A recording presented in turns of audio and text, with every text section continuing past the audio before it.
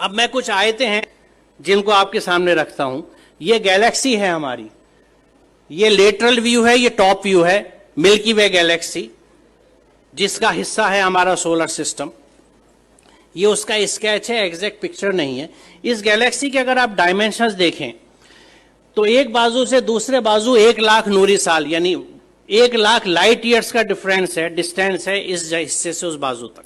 Light year क्या है? रोशनी 1 second में तकरीबन 1,86,000 मील या 3,00,000 किलोमीटर चलती है 1 सेकंड में।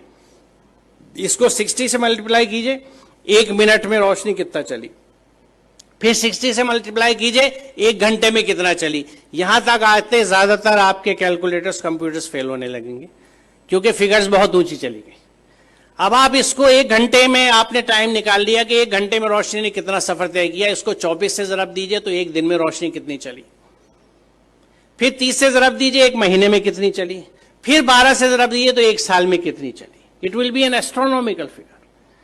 1 साल में रोशनी जितना फासला तय करती है, जितना डिस्टेंस कवर करती है, उसको 1 लाइट ईयर या 1 नूरी साल कहा जाता है। तो ये कितना फासला होगा आप अंदाजा लगाइए। और सिर्फ इस गैलेक्सी के इस कहकशा के, ये मिल्की वे जो दूधिया कहकशा है, इसके एक बाजू से दूसरे बाजू आने के लिए आपको 1,00,000 लाइट ईयर्स चाहिए। यानी रोशनी की रफ्तार से अगर आप चलें तो 1,00,000 साल में इस बाजू से उस बाजू तक पहुंचेंगे। यहां अजमत का एहसास होता है अल्लाह ताला की। और ये मिल्की वे जो एक गैलेक्सी है, ये ऐसी एक गैलेक्सी नहीं है, बल्कि there are millions and millions of these galaxies पूरी कायनात में। और इन गैलेक्सीज में है क्या साहब? सितारे जिनकी डिफरेंट लाइफ साइकिल्स हैं, अगर आप स्टार्स की पढ़ें, या प्लैनेट्स जो उनके चारों तरफ घूम रहे हैं। सबसे बड़ा सवाल ये आता है कि ये रुके हुए कैसे हैं?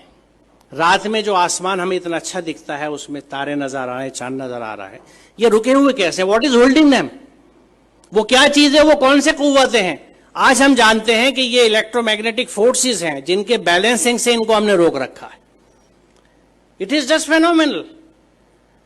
आप ये समझिए कि मैग्नेटिक फोर्स को कंट्रोल करने के लिए इस वक्त हमारे पास जो सबसे अच्छी एग्जाम्पल है, उदाहरण है, वो मैगलेव ट्रेन का है कि मैग्नेटिक लेविटेशन से रेल की पटरी से 6 इंच ऊपर ट्रेन रन करती है, जिसको मैगलेव ट्रेन कहते हैं। उस मैग्नेटिक लेविटेशन से एक ट्रेन को सिर्फ हमने 6 इंच ऊपर उठाया है। और इन प्लैनेट्स का जो billions and billions of stars and planets और सूरज हैं, सितारे हैं, ये किस तरह से बैलेंस किए हुए मैग्नेटिक फोर्सेस के साथ। ये कितना जबरदस्त कैलकुलेशन है, कितना जबरदस्त हिसाब है। और इसको जब आप समझते हैं और सूरह रहमान की उस आयत को देखते हैं कि बस समा रफा व वज़ल मीज़ान, तो बात समझ में आती है कि उसने आसमान को बुलंद किया और एक तवाजुन कायम कर दिया। तवाजुन की अहमियत की वजाहत है क्योंकि आप इमेजिन कीजिए, मुझे नहीं पता, मैंने बचपन में खेल खेला है, उसका जिक्र मैं हमेशा इस तकरीर में अपनी करता हूं कि मैग्नेट से जब हम लोग छोटे थे तो हमारे पास वो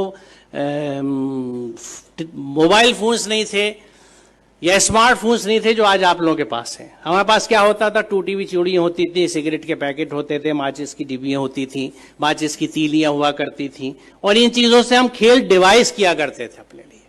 तो मैग्नेट से हम जो एक खेल डिवाइस करते थे, और वो घर से जल्दी से किसी तरह जब अम्मी की नज़र बचती थी सुई उठा लाते थे या आल पे ले लेते थे अब्बा के ड्रॉज में से कि कागज के ऊपर पिन रखी और नीचे मैग्नेट रख के उसको घुमाना शुरू किया तो ऊपर से वो सुई घूमती थी।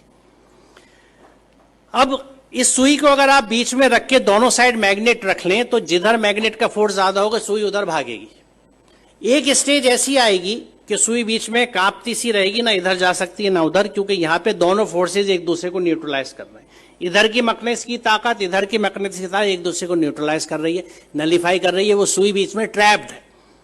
अब आप इसे इमेजिन कीजिए कि अगर आप ऐसे ही 2 मैग्नेट ऊपर नीचे रख लें और उस कागज को निकाल दें तो 4 मैग्नेट के बीच में हैंग कर जाएगी नीडल। बड़ी मेहनत करनी पड़ेगी इसको बीच में हैंग करने के लिए, एक सुई को। अब इमेजिन कीजिए इस यूनिवर्स को जिसमें कितने millions and billions of planets इसी मैग्नेटिक फोर्सेस के इंटरप्ले की वजह से, एक बैलेंस की वजह से हैंग कर रहे हैं। जो इसको समझ सकता है वो खालिक की अजमत को समझता है। वो परमात्मा की महात्मा को समझ सकता है, महानता को समझ सकता है, अल्लाह ताला की अजमत को पहचान सकता है। और उस वक्त वो कन्विंस होता है कि जब इस पूरी कायनात में अल्लाह के कानून चलते हैं तो मैं उसके कानून को किस तरह से एक जुज़दान में लपेट के बिना समझे ऊपर रख सकता हूं और उसको फॉलो नहीं करता।